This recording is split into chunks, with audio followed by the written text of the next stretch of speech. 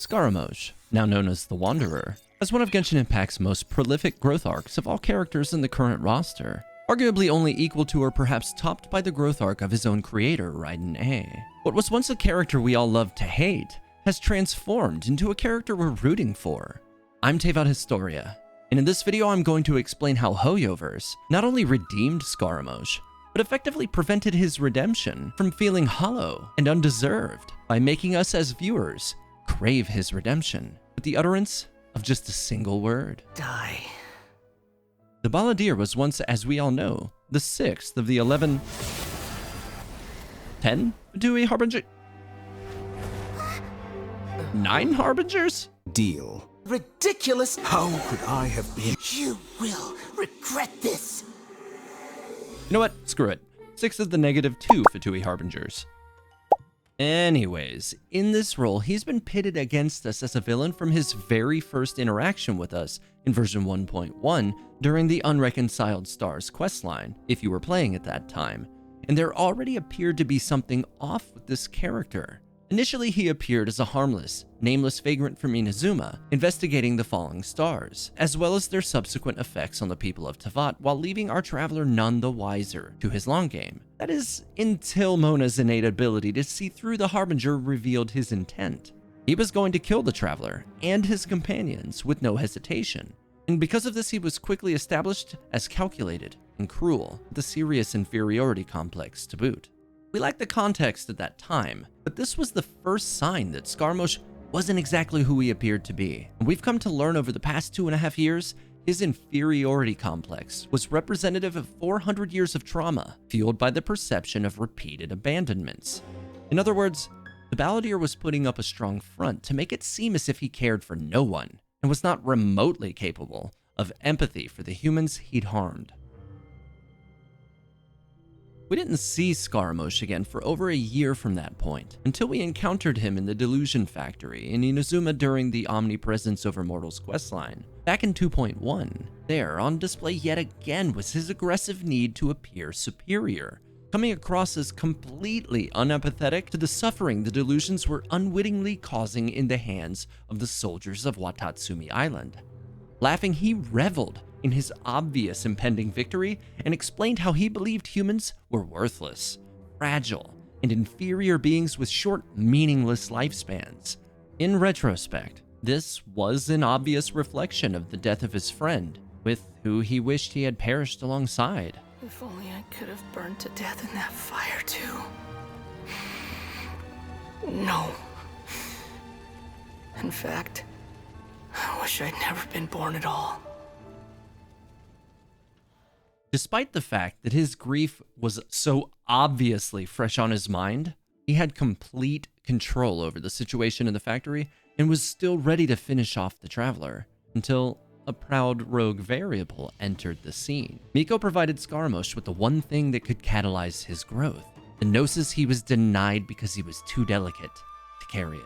The denial of this item in the past was central to his need to appear superior. With this, cracks would begin to form in the walls Scaramouche had erected over the years to shield himself from despair and guilt.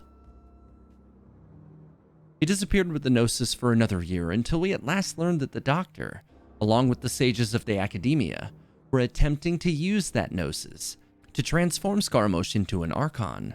It is worth noting that the gnosis was not directly bonded to the Balladeer, as this would have likely had the same effect on him as it did centuries before, but instead they connected him to the gnosis remotely by building it into his godly mechanized form, and then bound him to that machine instead. Ironically, within this construct, and closer to being the god he was built to be than ever, it is here the walls of his complex began to reach a point where they could fail him. The Balladeer continued even still to take every opportunity to lord his superiority over the traveler and humans in general. But he also took the time to justify it, not for our benefit or the travelers, but for his own, as if reminding himself of his pain recharged something within him. And this change of demeanor was not lost on the traveler, who realizes that something is subtly different about the Harbinger, because despite his declared indifference of humanity, he shows clear attachment to Hypatia, and it even shows immediate concern for her well-being when the traveler mentions that someone may intend to harm her. It showed that the Balladeer's defenses were ready to fall. He was capable of forming bonds with humans again, even if he was attempting to obscure it away as something simply deserved of his first follower. The next time we see Scaramouche, it's during the final act of the Sumeru Archon questline. Akasha pulses, the Kalpa flame rises. Still, even in the form of a god, he continues to compensate for his self-loathing by exclaiming his superiority over others. He did this because even in this state, he feels shame for what he is, for what he isn't, guilt for his past, and he is desperately scrambling to bury it beneath the cold, metallic mask of his godly form before anyone can see it. In that moment, he needed the victory to prove to himself that he is worthy to be a god. Fake it till you make it, as they say. And then the unthinkable happened. He lost. Nahida reached out to reclaim the Gnosis, and Scaramouche's walls finally came crashing down. For the first time, we saw the real person behind the mask. This idea of hiding behind a mask was likely the reason they chose to have his body obscured behind the mask of the mechanical god's form, and why Hoyoverse chose to have him burst forth from the mask as his mind's defensive walls came crashing down. With those defenses down, and in front of a human and a god he thought powerless and intended to replace, he pled with them, asking, begging, please. And with those words, he ripped our hearts out in just the same way Nahida ripped his beloved heart from his mechanical avatar.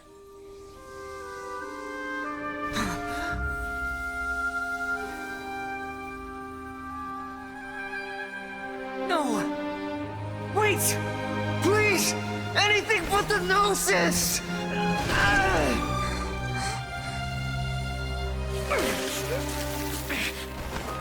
That's mine! Don't even try! I'll never go back!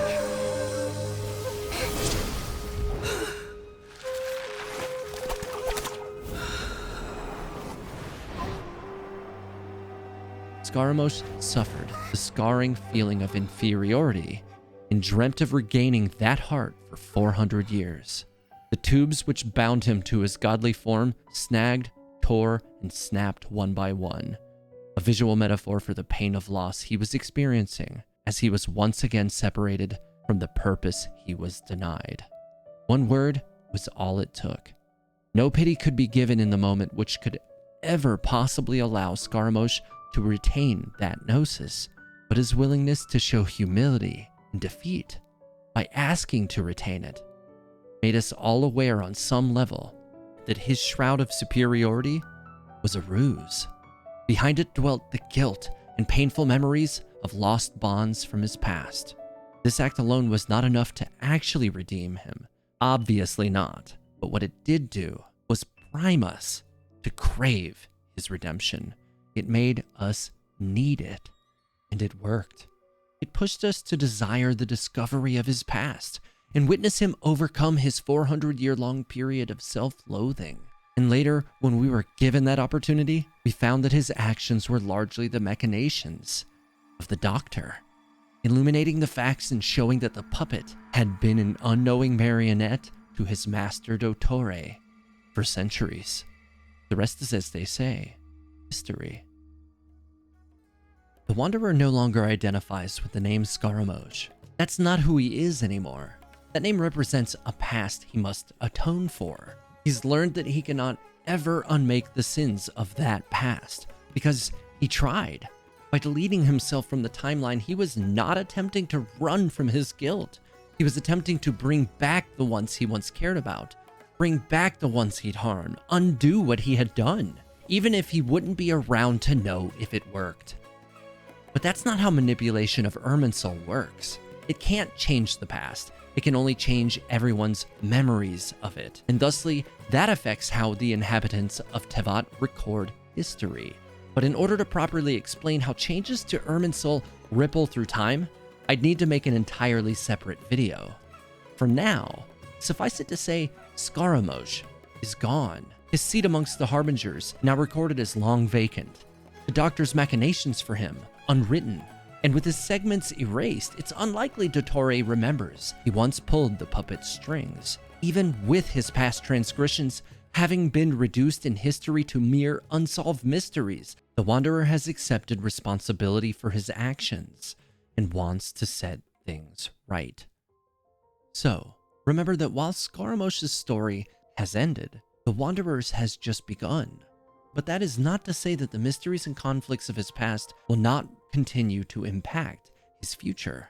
He is still responsible, though history doesn't know it, for the death of many during the war in Inazuma. And he carries great resentment towards the one he considers his mother, Raiden A, which is something I suspect will require resolution for him to properly find peace in the course of his new life. And that's it for this video. What do you think about the Wanderer's journey? Do you agree with me that through the simple use of the word please, Hoyoverse effectively primed us all to crave Scaramouche's redemption? Was this enough for you to believe that redemption was possible and even deserved? Let me know in the comments below. Many of you have likely noticed that my video releases have been quite sparse over the past 6 to 8 months, and that's largely because life for me has been pretty hectic since the middle part of 2022. And now, at the start of 2023, I'm trying to get the ball rolling, and I need your support to help get the channel growing again.